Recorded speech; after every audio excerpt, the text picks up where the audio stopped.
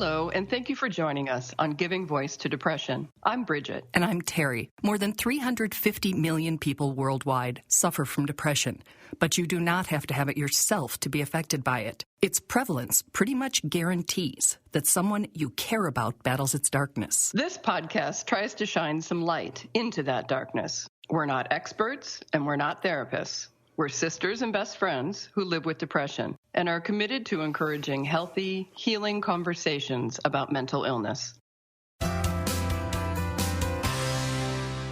Hi, Terry here. My sister and co-host Bridget is out of the country and can't join us for this episode, but rest assured she will be back for our season review next week. If you've listened to the Giving Voice to Depression podcast before, you know we end each episode encouraging people who are hurting and struggling to speak up and ask for help. And on the other side of that equation, if someone trusts you enough to talk to you, to be a good human and listen, and to try to help them in their time of need. Today's guest, Travis Pipes, is living proof, literally, of how critically important and life-saving that call for help and its answer can be. Travis Pipes had the kind of energy and drive that worked in high-pressure environments. Taking on 1 million different projects and moving at 1 million miles an hour with 1 million balls in the air. His drive and intensity were an asset in his career. He was a young man living the dream. I was a project manager at an advertising agency in San Francisco for about 6 years.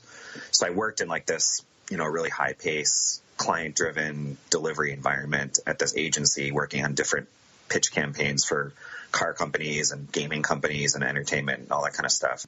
Travis describes himself as on top of his game at that point. But unbeknownst to him, there were two forces working to bring him down. His energy was in part mania from his as yet undiagnosed bipolar disorder, and the meth and alcohol he used to self-medicate would become addictions. I was essentially homeless. I'd been living out of a backpack for a couple of months, hadn't taken a shower in 3 months, hadn't shaved. I had literally $50 to my name in my pocket. I was on the verge of being overwhelmed and living in the gutter, and who knows where that's going to go when you're in that situation in the big city. There's a line in a Bob Dylan song, "When you ain't got nothing, you got nothing to lose." But Travis discovered otherwise one night. I had kind of reached my breaking point. I was in this hotel in San Francisco's Tenderloin, a flop house hotel, not a nice, savory place, not a place you'd want to be. And a domestic situation erupted into the hallway, and the male in this situation tried to kick my door into my hotel room. So I was literally bracing myself up against this door at 4 o'clock in the morning, and I had a moment of clarity and realized if I die right now, nobody will even notice. Nobody would even know. I just decided in that moment, I thought, this is going to be it. If I don't use this as a motivational tool to try and get out of the situation and do something about it, then I am going to end up dead. But you know what would be worse than that? In the moment, I thought I would continue to go on living the way that I was. Travis dug through his possessions looking for phone numbers he'd never called of people who might be able to help. A Post-it note stood out with Kevin's number. He didn't know who Kevin was, how he could help, or if he'd even answer at 4 in the morning, but Travis was desperate. And he answered the phone and he asked me how I was doing.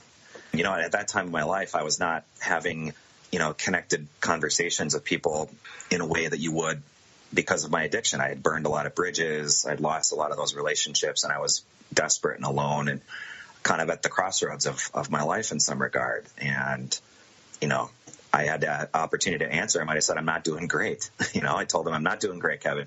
We talked, and he stayed on the phone with me, and we put together a plan of action, and I ended up going to treatment the next day. So being inspired to make a phone call, which is what I did in that moment, is the reason why I'm here today. I had a plan to take my own life, and if Kevin doesn't answer the phone, I'm not having this conversation. So you and I may be unlikely to wake a stranger at home in the middle of the night, but we don't have to.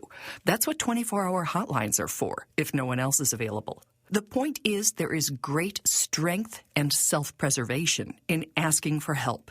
It is available, and it can make a profound difference. In this case, Kevin, a suicide attempt survivor himself, knew the importance of connection, treatment, and follow-up, and he patiently and compassionately listened to and guided Travis. Well, he told me that he wasn't going anywhere. he was there to talk me through my emotions in the moment, which were, I was pretty scared. He was like, let's talk about what the options are. Have you considered going to, a serious inpatient program where you can really focus on your recovery and your treatment and really put everything else off, that you're dealing with in your life to the side? And he just kind of reassured me. And, he's like, we're going to get through this, and you're going to call me when you hang up the phone later this morning. He made me, we made some commitments. I don't want to say he made me, but I made some commitments in the moment. He's like, I need you to call your family and talk to them because they are scared and they miss you and they want to know you're okay. And those are all things I didn't really believe. I didn't believe any of that stuff. I thought I was not worth anybody's time. And I thought my parents and my family and other people in my life, I felt like a burden to them. So I wasn't really reaching out. And it was just, I kind of look at it as, I don't want to say divine intervention because I don't know how much I look into the role of the spiritual power in my life. But I think that happened for a reason, and it kind of set me off on a new trajectory. Travis's new trajectory has included inpatient hospitalization, 12-step work, therapy, a formal diagnosis just 6 months ago, and a combination of meds. He's sober and back to work, combining his love of sports writing and his new passion, mental health advocacy. His podcast, Wide Open Looks, is on Mental Health News Radio.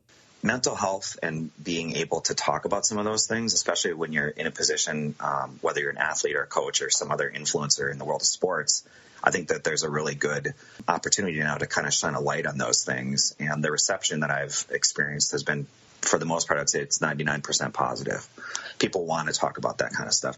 We see stories about people talking about their struggles with anxiety and mental health, and it's incredible. And I think that's empowering to not just the general public, but as a fan of an organization or a fan of a team, it's another way to sort of relate and focus on the similarities rather than the differences in the world. The difference in Travis's world is night and day. The call he made that morning was, to use both a religious and sports term, his Hail Mary. And with it, and all the hard work that followed, Travis is seeing and experiencing the world in a way he, only a few years ago, believed impossible. Yeah, life is amazing. Life is beautiful. And I think one of the things I appreciate most about it is, I struggle with some depression. Depression is definitely a part of my experience in some contexts.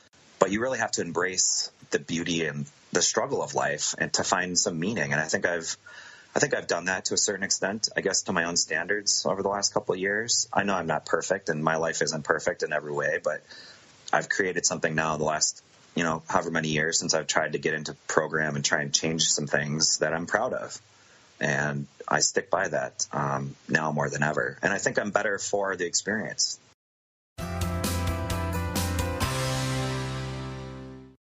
So I wanted to keep Travis's story Travis's, but there is an interesting side story here. The Kevin he called that morning from the hotel is Kevin Hines. He's one of the rare survivors of a suicide attempt from the Golden Gate Bridge. In mental health circles, he has almost celebrity status since his story is so unique. But you don't have to be a suicide attempt survivor or a psychiatrist or an expert in depression or suicidality to save a life.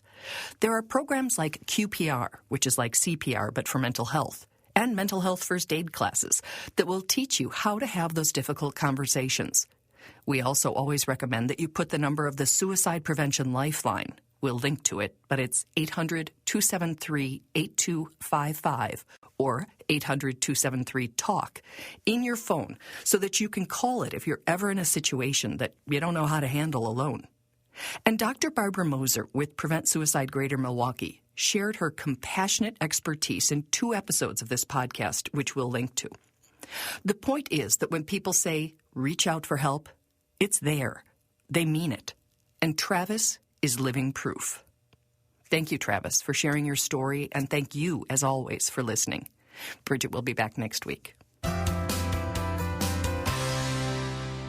We hope that these shared stories bring out a little more understanding or help people articulate their experiences of depression a little more clearly or more freely. Thanks to everyone who's digging deep and finding the words and finding the courage to give voice to depression. You can find all the other episodes, some resources, and a blog on our website, givingvoicetodepression.com. And you can find the podcast most of the other places that you find podcasts.